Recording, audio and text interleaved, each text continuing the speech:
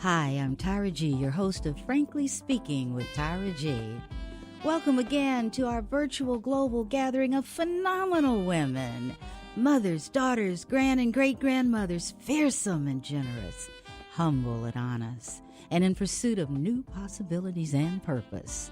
For those of you joining us for the first time, each month we explore a new theme inspired by you. Yes, I said you. Together we bravely walk into places where tradition has taught us there's some things that we just don't talk about.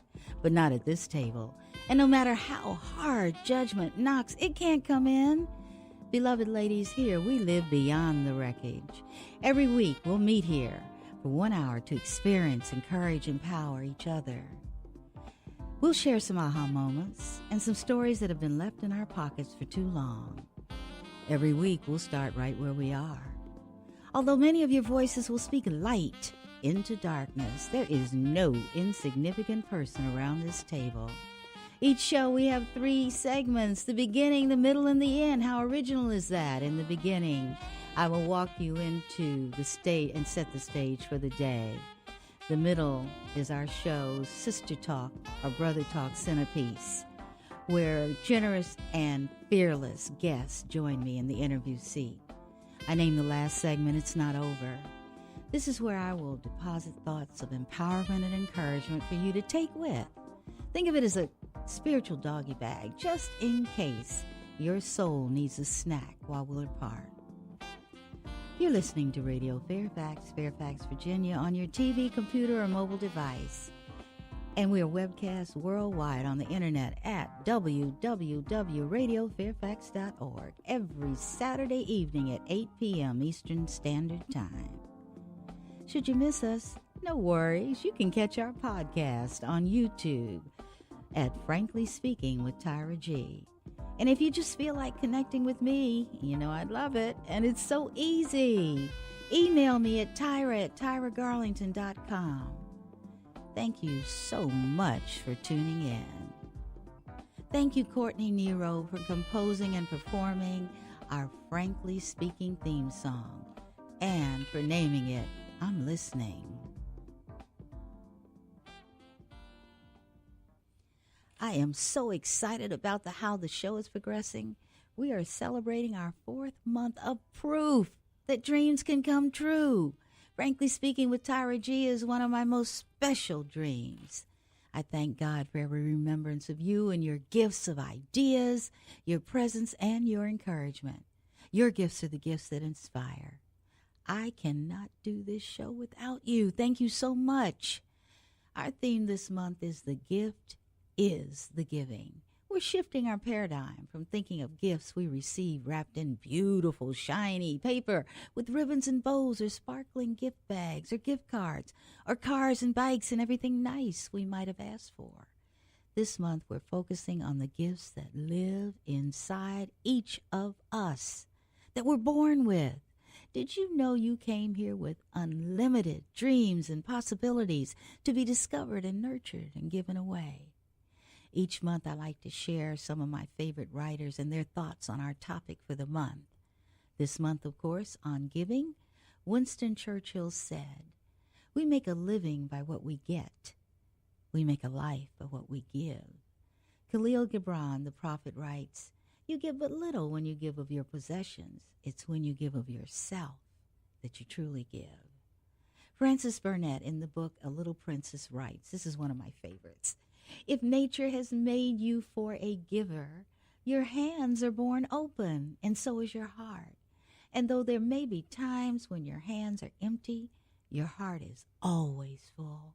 And you can give things from there, warm things, kind things, sweet things, help and comfort and laughter. And sometimes gay, kind laughter is the best help of all." Robert Louis Stevenson says, "You can give without loving, but you can never love without giving." This is our 4th show in the series, The Gift is the Giving. This week we meet a young woman who lives in a space where dreams have hope. Ms. Chelsea Townsend currently lives in New York City and is at home in Virginia for the holidays. She will introduce herself as only she can after the break and tell us how she would unpack the words, living in a space where dreams have hope. I think her story will encourage you to say yes with the power within you. After this break, you go grab a snack, but stay close. If by chance no one has told you that they love you today, I would be honored to be the first to say, I love you today. I love you because you are and have been so willing to grow. And my, how you have grown. You have grown from struggling to searching, from trying to do to learning how to do. You've grown from fear to having faith, to demonstrating your courage.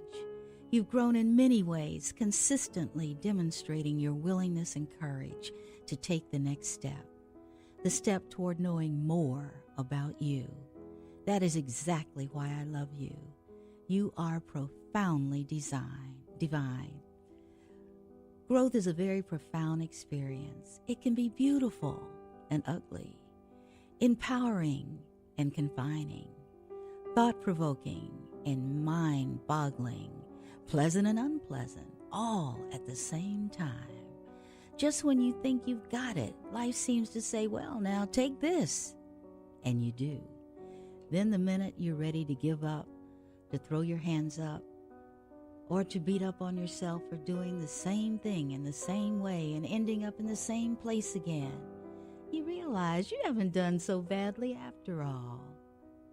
You know you have grown when you can meet a challenge, an obstacle, or a difficulty without totally losing it. Somehow, some way, in the growth process, you have come upon the understanding that the more you grow, the more you know. There is more of you waiting to unfold. There is more about the world you desire to understand. There are more people coming into your life, and you are gaining more about yourself through your experiences with them. Yes, there is so much more. Chelsea, I chose this piece because I knew I would be interviewing you today, a young woman in her 20s, a beautiful young woman in her 20s, who is indeed a work in progress and so much more than you have become. Thank you, Chelsea, for coming today. Thank you for having me. I'm excited to be here. I don't know. I started acting when I was really young. I was that kid that went through every single dream of what they wanted to do. Yes. I thought I was going to be a gymnast. I was convinced that I was going to be an Olympic gymnast, actually. And then at 7, I was like, actually, I'm good. I'm not flexible, and I'm really not athletic when it comes down to the bottom of things. So I got into acting. At 7? Yeah. Wow. Yeah, I grew up around it. My mom was a producer and a reporter. And when she would go on shoots and she would be on set, she would take me and my brother with her. And so it's kind of like the world that I grew up in. Excuse me. And I remember actually looking at her and being like, Mom, I want to do that. And I told her that before I was 7, and she just kind of ignored me, which is fair. I also thought that I was going to be a ballerina at one point. So, I mean, you do understand that by the time you're 12, you've changed your mind 12 times. Yeah, essentially. So I told her, Mom, I want to do that. And she asked me to do anything except for be an actor. Even though she worked in the industry, that's the one thing she didn't want me to do. I think she would have been happier if I I don't know, chosen anything. I was trying to think of a bad job, but I couldn't think of one off the top of my head. But she, after a lot of poking and prodding, finally took me to an agent. And she actually will still tell the truth to this day that she told them, let her down easy. I don't want her in this business. Wow. It's too difficult. It's too grueling. It's not nice, which, I mean, she's not wrong about anything that she said. But after the meeting with the agent, my mom sat in the waiting room, and I went in and met with Libby Stone. And she walked out holding my hand, and she told my mom, we're going on an audition, and you're welcome to come with us, or you can stay here and wait. Can you get to that point with Libby where you walked in there with her? What was that like for Can you be 7 years old and think about that time? From what I can remember, I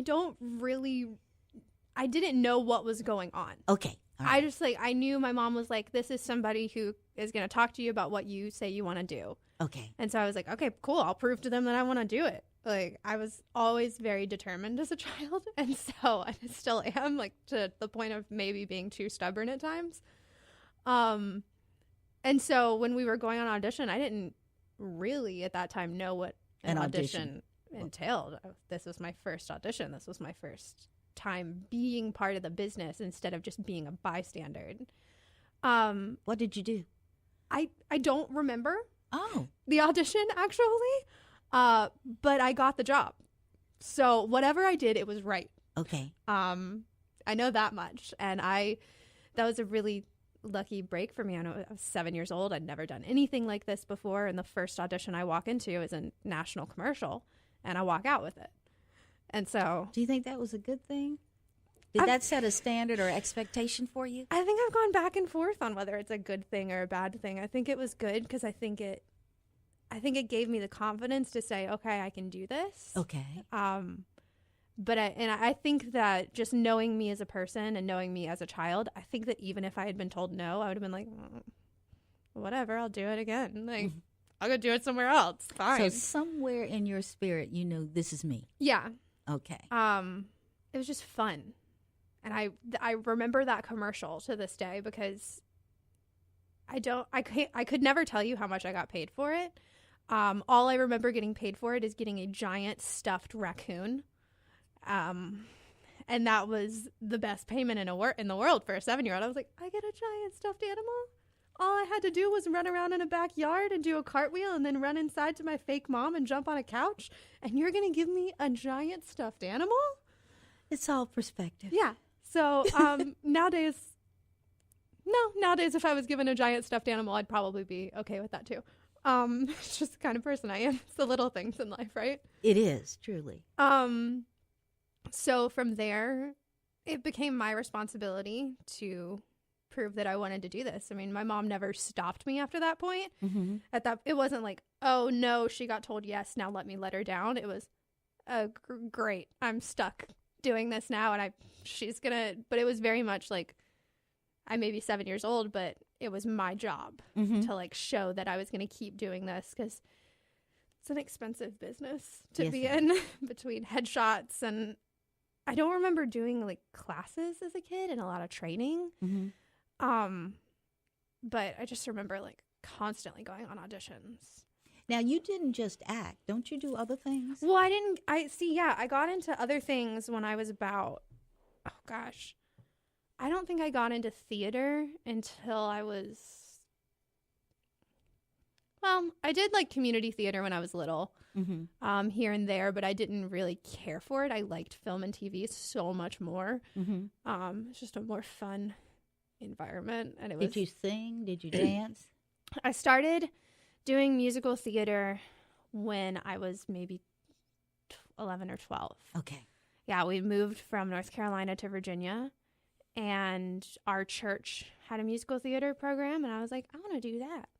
And I did a few shows, and I got really lucky, and I was the lead in one of our kids' shows, and it was really exciting, and it was there that I was like, okay, if I'm going to do this, and I'm going to understand this side of the business too, I have to train. Because I was just like singing. I was like, I guess I can sing. I don't know what I'm doing. Like, I'll wing it. Like, I play music, so I can read the notes on the page. So I guess that's what singing is. I was so wrong. I was very lucky that I sounded as good as I did without any training. And then I got into training, and training was scary. And tell me why. Why was training scary? Because it was one of those things where it was like, oh, I'm going to learn if I'm good at something or not. Okay, someone was going to judge you. Yeah, and it was like, I'm learning if I'm good at something, where when it really comes down to it with most singing situations, if you're not good at it, you're not good at it. You're not going to suddenly be an amazing singer, even if you learn all the technique, if it's just not somewhere inside of you that you can, that like you're not, like if I was tone deaf, I would die. I wouldn't. That'd be like half my career that I couldn't have. But you have perfect pitch. Yeah, I'm really lucky. I No, apparently have. you're gifted. I'm gifted, yeah. But, and it was scary getting into training for singing because I wanted to know what I was doing. Like, I wanted to understand how to use my voice. Okay. Rather than just, okay, sing these notes, make it sound pretty. I wanted to really understand it. And so that meant that my training wasn't as fun as my friends' training. They got to do musical theater songs and fun, happy, exciting things and songs that we all knew and Sondheim and Gershwin and everything exciting. And my teacher was like, do you want to understand the technique? And I was like, yeah. And she was like, all right, you're going to start in classical opera then, and you're going to learn to sing in Italian. And I was like, maybe I don't want to understand what I'm doing. But I did. And I can't read Italian, but I can sing it if I need to sing it. So what I'm hearing you say right now, and maybe you just haven't mentioned the other, you like musical theater. Yeah. Is that your favorite? Contemporary musical theater is my favorite. Okay. Like contemporary pop rock musical theater, only because, and I apparently have I've been told plenty of times, and I know that it's just because of my register, I have a very princess voice is what we relate it to, as Disney princess voice, which, I mean, hey, it's worked for so many before me. Why can't it work for me? But like acting wise, I love like darker things. Okay. So like, give me an example. Oh, something that our listeners might know. That's what I'm trying to think of. Because contemporary musical theater is like popular, but it's not that popular.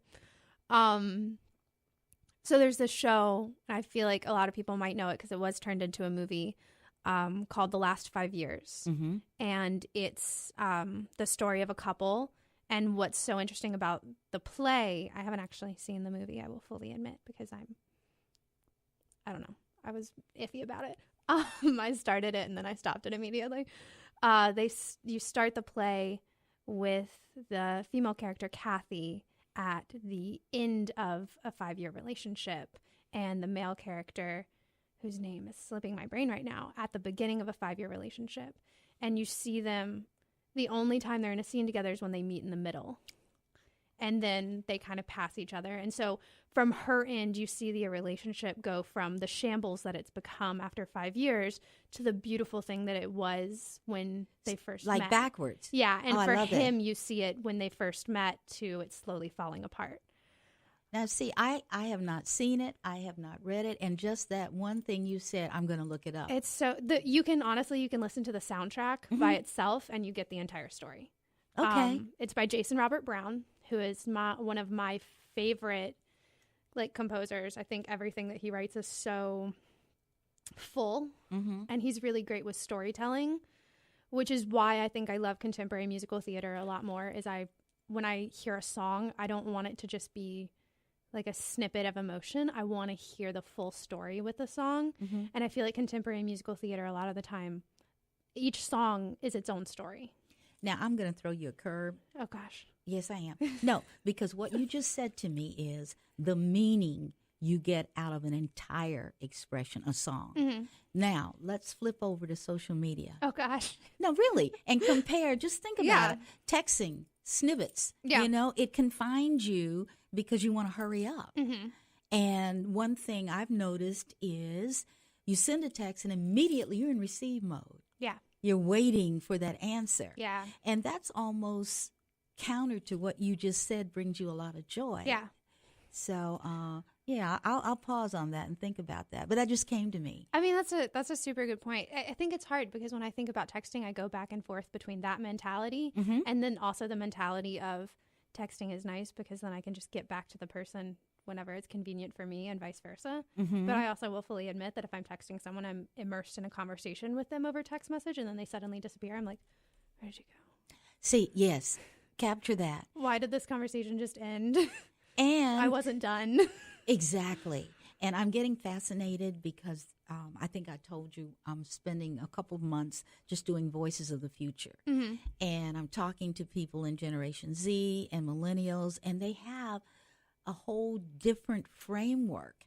And even though I speak with them and I listen to them, they have a bit of conflicting.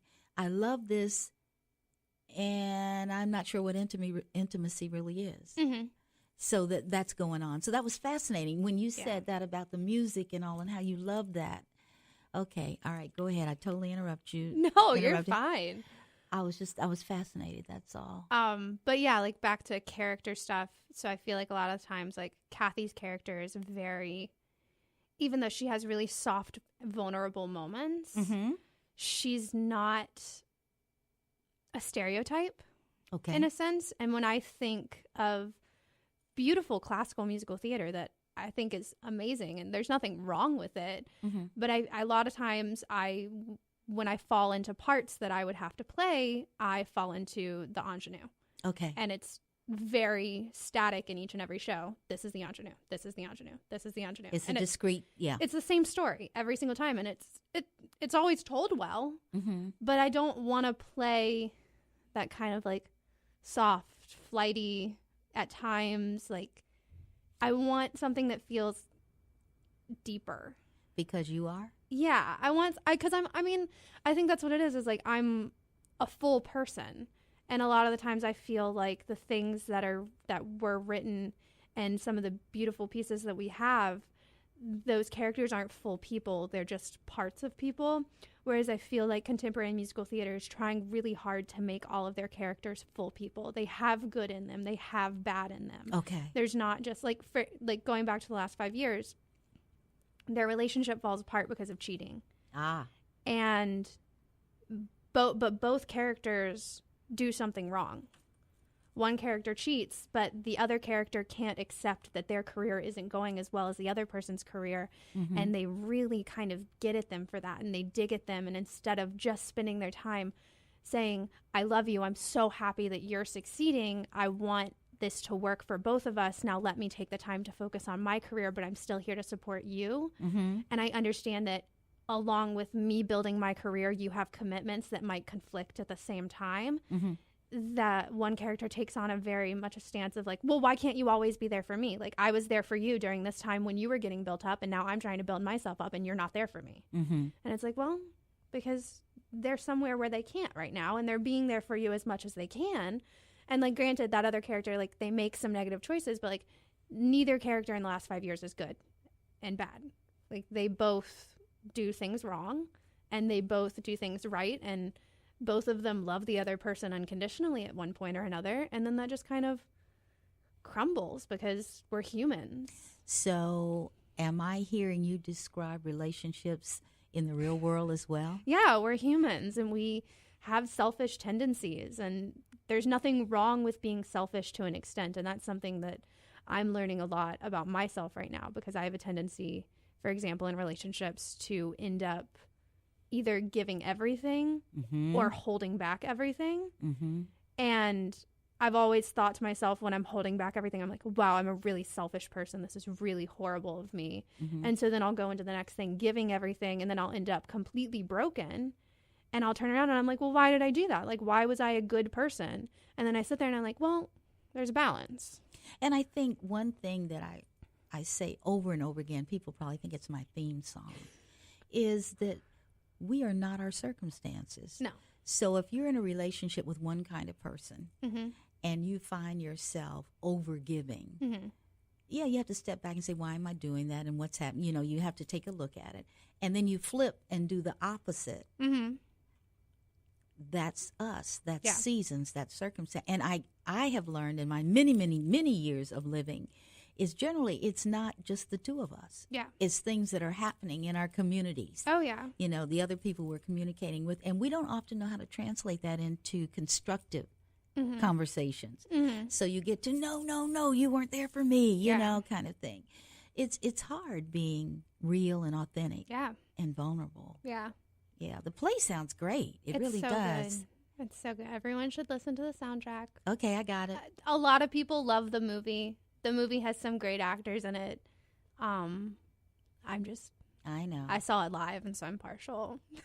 Well, let's move forward. We know now you started as a widow girl, and now you're a young woman. Yes.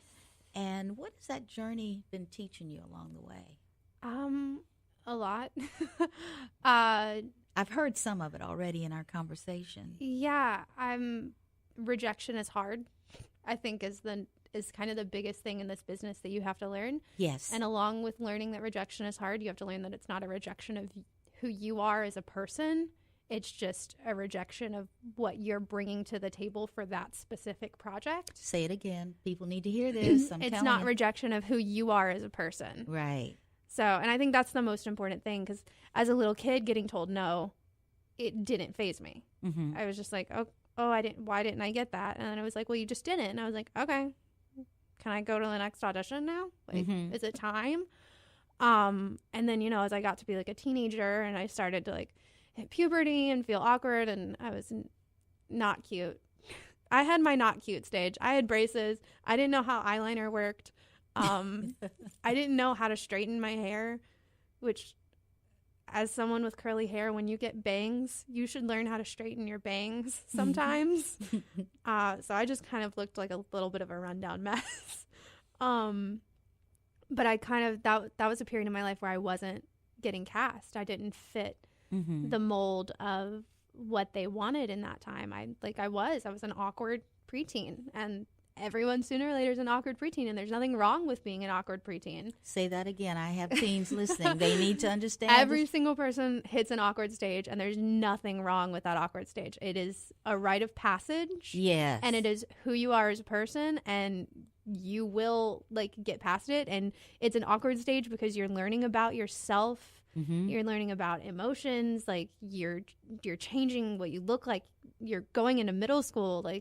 Everything is becoming bigger around you, and you're not quite sure how to tackle it because there's no rule book. Exactly. And the thing that I found interesting as that awkward, strange-looking person, and I was the giant among midgets, being 5'8". I must have been 5'8" since I was 2 years old. Oh, gosh. But had no idea that could be a good thing at some point in my life. But what I also watched was all of my friends were as well. Yeah. We were all just fooling around. And I like to say this a lot to young people. I find putting themselves down is, I like to say as I listen, did you know that the ugly duckling was always a swan? Yeah. Just had to grow into and understand that. And it's hard because I know that I, as a middle schooler, I felt like I wasn't pretty and that I was awkward, and I felt like my friends were gorgeous. I was like, why am I not pretty, but they're so pretty? And, I sit back and I think, I'm like, oh my God, they thought the same thing.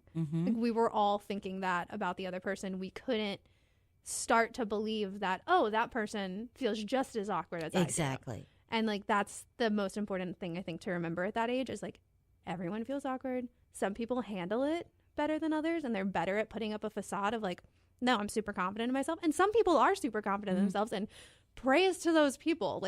Teach us your ways. Help us understand how you got to be that way. Let's put a comma there. How do you get your cues? All right. I can remember my mom, not Wonder Woman, was my superhero. Okay. So consciously and unconsciously, and she happened to be a beautiful woman, so I had a hard time. She was gorgeous, and yet I don't know how she did it. I can't remember the conversations. I do remember constantly her saying, pretty is as pretty does. I remember that. And I remember the mother-daughter clashes that are inevitable. Yeah. But I happen to know that you have a lot of strong women around you. I do. I'm very lucky. How did they help you through that squishy stage? There were nice moments of I would be really sad or upset, and it was very caring and soft, and you'll be okay, and you're beautiful, and trust us. We have been there. We're older. We're wiser. We know better than you, and it's a fact. They are older. They're wiser. They know better than me. They've been around longer. And then there were moments of that seemed harsh at the time of you just stop crying, stop feeling so down on yourself, and give yourself a chance. So it was a little bit of back and forth for me. I'd have a grandparent or my grandmother being very soft and sweet to me, and I'd have my mom have her soft and sweet moments, and then she'd have her moments where she was you have to stop, or she was you have to just be part of this. And I mean, I think that every single person as a preteen has extra pressure coming from somewhere. Mm-hmm. But I don't think it, like, I love what I do, and I wouldn't trade it for the world, and I wouldn't trade that I grew up doing it. But it definitely didn't help during that time. And I'm thinking, yes, because the career path you chose had a lot of external input. I have to fit a mold. Yes. And it's not a mold that I as a preteen was fitting. Like I wasn't this like long-haired, cute, pigtailed, like jolly little tiny bouncy thing that was always happy and excited. Like I was moody, and I was like going through those mood swings, and I was feeling them fully. And then, you know, you go into auditions as a teenager, and you look at every girl around you, and you're like, my hair doesn't look as pretty as her hair. Mm-hmm. Well, she has better makeup than I do. Like, oh, her headshots have better lighting than I do. Oh, they're edited nicer than mine are. Like, I wish they would have edited mine more. I wish they would have slimmed my face down in my pictures. I wish they would have done this. I wish they would have done that. And then when you don't get the part, instead of when it was like when I was a kid, where it was like, okay, well, what's the next one? And when as a kid, you're like, well, why didn't I get it? And they're like, well, they just wanted somebody else. And you're like, oh, okay. But like as a preteen, you're like, well, why didn't I get it? And they're like, well, they just wanted somebody else. And you're like, no. But like, why didn't they want me? Like, what's wrong with me? Okay, now. Okay, this is perfect because I'm also very sensitive, as so many of us are, to the world that preteens, younger and older as well, are walking into bullying. Yeah. And imagine a fragile, vulnerable. Now, I tell this story, and it blew me away so badly. I was in the grocery store, 2 preteens on the other aisle, and I heard them talking. And they had sent their photographs into a website called I Am Ugly. Oh, gosh. And they send the pictures in, and people comment on them. Oh. And they were so distressed because of the kinds of comments they were getting. And my heart was broken. My heart was broken because words are so powerful. Yeah. And I'm looking at young people today, and they're putting the best of themselves as they know themselves forward on social media, hoping to be accepted. Yeah. And then there's so I went home and I Googled I Am Ugly, and there was actually a place where you can go and be abused because of the way you look. And I'm thinking, why? Why are we doing this? What have we come to? And I don't know. I don't have an answer on how we fix it. I'm not sure, because it seems the prevalence of social media. I can work with someone in my home, but now that's less and less time, quality time with that person. So they're bombarded as soon as they close the front door, as well as at night, as well as in the morning. What do you do? What do you say? How do we help? I think that that's one of the hardest things. Is I think the anonymous nature of the internet makes everybody bold when they don't need to be. And it makes people bold for the wrong reasons. And I fully believe the fact, and like I will stand behind, I think a lot of the people that will say horrible things on the internet and will comment horrible things or send anonymous messages or do things like that are the people that they're going through something on their own, and they don't know how to handle it in any other way, but they think that by making somebody else hurt as much as they're hurting, it's going to make them feel a little bit better. And maybe in that exact moment where they're like, well, now that person's feelings are hurt just like mine are, they do feel a little bit better. But I think it's just fact that in the long run, like, that doesn't help them, because then I think that there's still a part of that person who sits there and they know, oh, I feel this way, and now I just made somebody else feel this way, and now they have to live with the fact that they've put somebody else in the position that they were just in, of feeling lost and scared and alone and abused and hurt and just kind of all around like lost. What would you say? Okay, we can play what if games. I think that's fun. Okay. Because you are a cohort,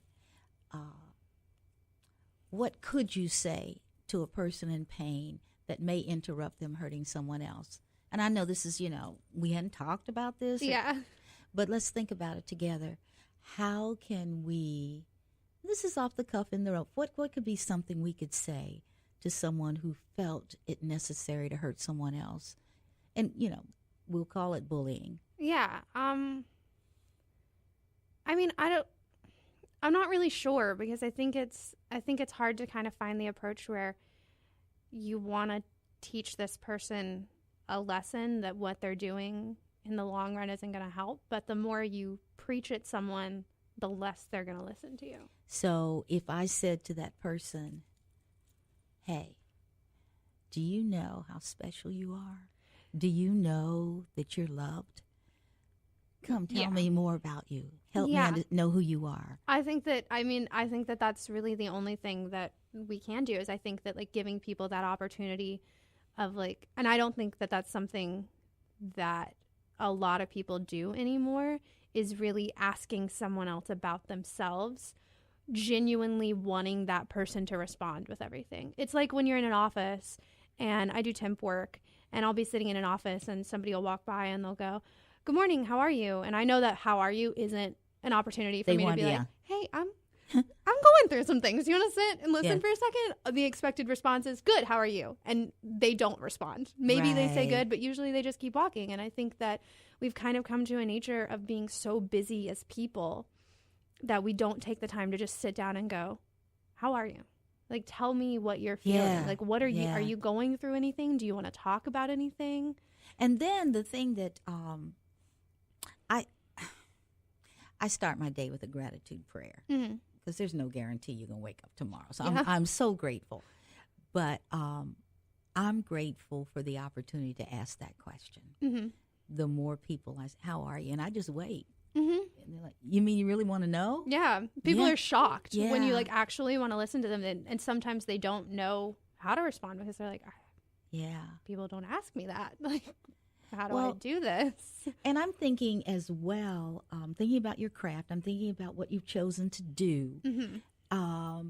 Do you see through acting, through singing, through whatever, through auditions, through trials and all, can you see you growing? Can you get in touch with the things that your mirror can't show you now that says, hey, Chelsea, guess what? You're doing great. Remember when? Not anymore. You know, you can have this conversation with yourself and you can see the process working, like you're moving forward emotionally. Can you see yourself, say, a year ago now and maybe project? Yeah. I think that I very much used to be one of those people that I would ask, how are you? And I wouldn't really want to hear what the person had to say. Mm-hmm. And part of that was on me because I felt like, oh, if I don't have a good response to them, then why does it matter? Like, and I've kind of learned throughout the years and through my business, just from, playing different parts and meeting people constantly, whether it be like meeting someone in an audition and becoming friends with them from the audition room, or just meeting someone in an audition and like seeing them for that 5 minutes or longer, depending on how long the audition is. Sometimes it's hours. And sometimes it's a minute. Yeah. Yes. Of just like waiting. And like some people you say hey to and they're very much in the zone and they don't want to talk to you. Like they're in their brain set. They know what they're doing. They don't want any outside distractions. But I'm the type of person in an audition room where like if somebody talks to me, like I want to have a conversation. Like I want to not be stressed about what I'm about to go do and be scared of what I'm going to go do. So instead, I want to engage in that moment as just a human. And connect. And guess what?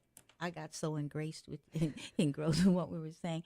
I need to take a short commercial break. Let's do that. Can we do that? Okay. And we are back.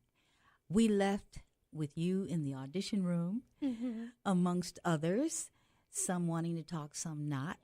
How about you painting a picture? I'm very visual. It's audition morning. Oh, gosh. Okay. Take us through wake up to the audition. Well, I'll think in theater audition brain because I feel like, I don't know, some people might disagree, but I feel like there's more prep for me getting ready wise when it comes to that. Okay. Film and TV, I feel like I can go in very much casual for majority of jobs and like it's totally fine. Whereas most musical theater auditions, you have to look a certain way. Okay. So first off, I'm picky about my audition times and we get to sign up online and it's if I have the opportunity to like fully choose my time, I always choose a time like afternoon, because I'm like, I don't really want to get up super early in New York City and have to get on the train. And like, if it's a morning audition, most likely there's going to be a lot of people on the train. And then what if my train gets stopped? And then if I miss my audition, I get penalized. And it's just, I don't want to think so about you're it. strategic. Yeah, That's I'd rather wait until later in the day. And I will also fully admit that I usually plan my audition time around whatever the meal time for the auditioners is.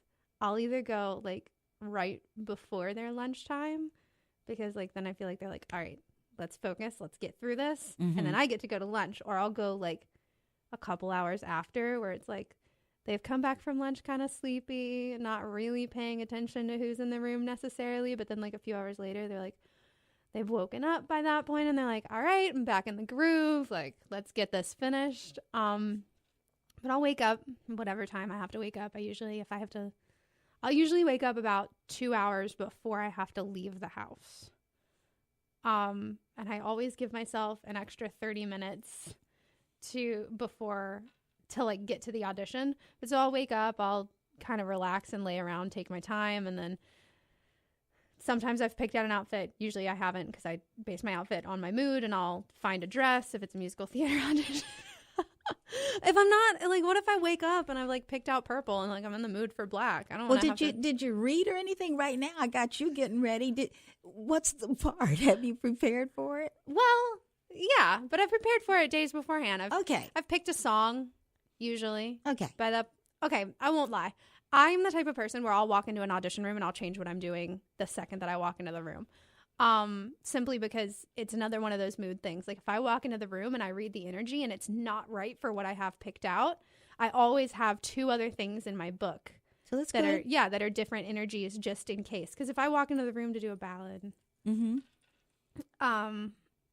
if I walk into the room to do a ballad and everyone seems very upbeat, I'm not going to do a ballad. I'm going to keep their energy up. I'm not going to try to bring them down to like this sad, love sappy level. I'm going to be like, no, you're happy and you're energetic. I'm going to be happy and energetic with you. Like, then you'll remember me. Okay. So I've picked something out. I've got my backpack packed. I've got my book in it. I've got water in the fridge waiting for me to grab it. I've gotten kind of everything together. I'll take my time doing my makeup. I'll mess with my hair, and sometimes it looks good, and sometimes I throw it up in a ponytail and brush it because I don't like the way it looks. Then I get on the train and I go, and I don't look at my book again until I walk in the room. That's one of my things.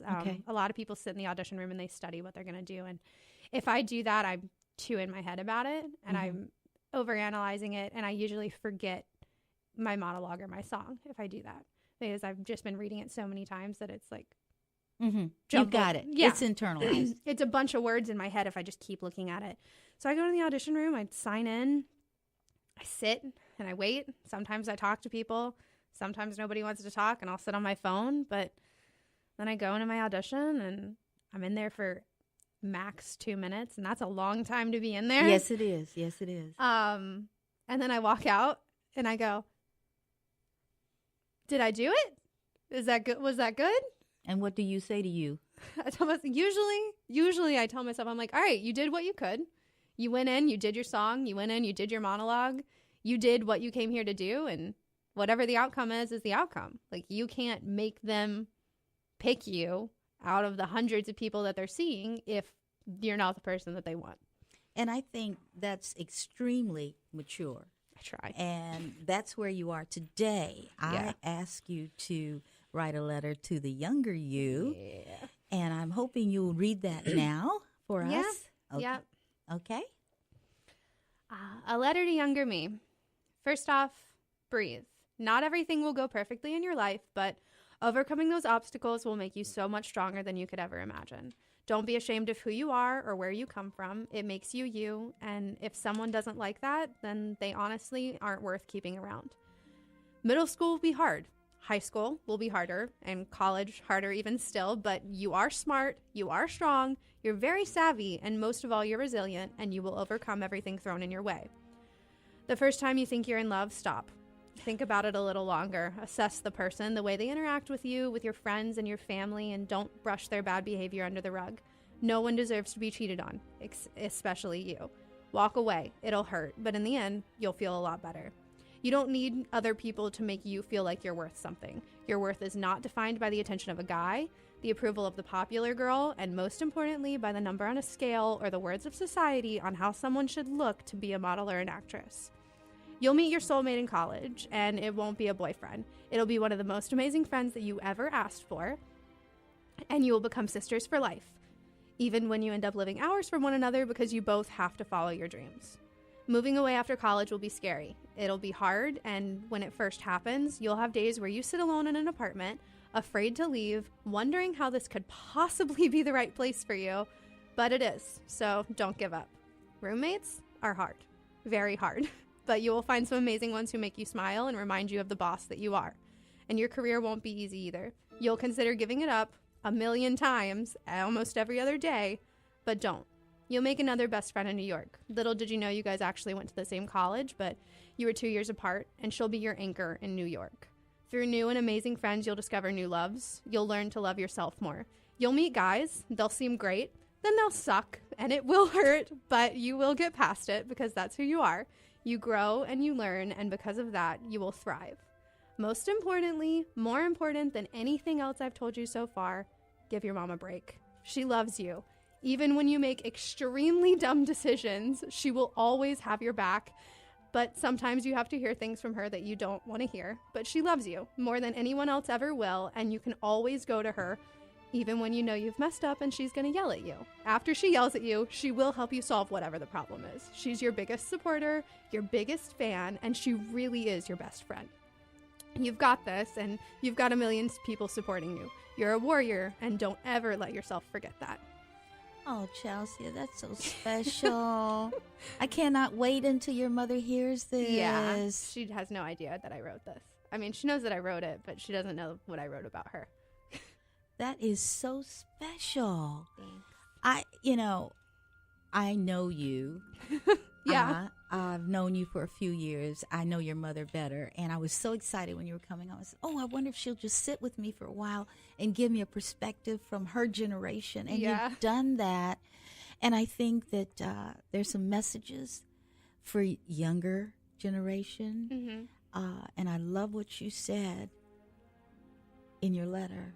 You're going to make some mistakes. Yeah. Oh, yeah. A lot. Be kind to yourself. Yeah. Treat yourself like someone you love. Mm-hmm. And what I have seen I've seen you walk into your worthiness since I've known you. Thank and I you. am so, so very proud of you. I'm going to let this music play for a little while. It sounds pretty good. That sounds good. It's time for our doggy bag. And this is where I just leave you with a few words for you to remember on that day that you are tired of being tired. And no, you don't want to talk to so-and-so. And why did they do that? Think of this. Your creation is a good thing. In the beginning, you were created to be good, and you're still good. There is nothing about you that is inherently bad. There is purpose in your living. Your Creator etched a purpose into your being. You've been born to fulfill that purpose in a way that only you can. You bring life, talents, and gifts unlike those of any other person. Every experience supports your purpose. Every experience will facilitate your understanding of your purpose and will call you to use the talents and gifts you possess. Every person you have met has played an important role in facilitating your understanding of your purpose. You may have been influenced by your environment to such a degree that you've lost touch with the truth of self and your purpose. Here's the key. You must choose to live your purpose. The guidance you need to recover your true purpose is available to you because you're worthy of having it. I can't say that enough. You are worthy. You are worthy. You make a choice to fulfill your purpose at any time. Balancing your heart and mind is the key to bringing forth the talents and the gifts you possess that will enable you to fill your purpose. What you choose for yourself, your Creator will support. If you want to know the purpose of your life and how your experiences fit into that purpose, ask your Creator. God is available and He's waiting for you. Once you ask, listen for the response and believe what you hear. Just for today, be open to hearing and embracing God's purpose for you in your life and all of your experiences.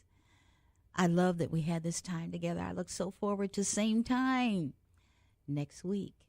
In the meantime, know your love. This is Tyra. I'm here for you. I'm going to have Mr. Tony Walker take us out on our theme song with the piano version.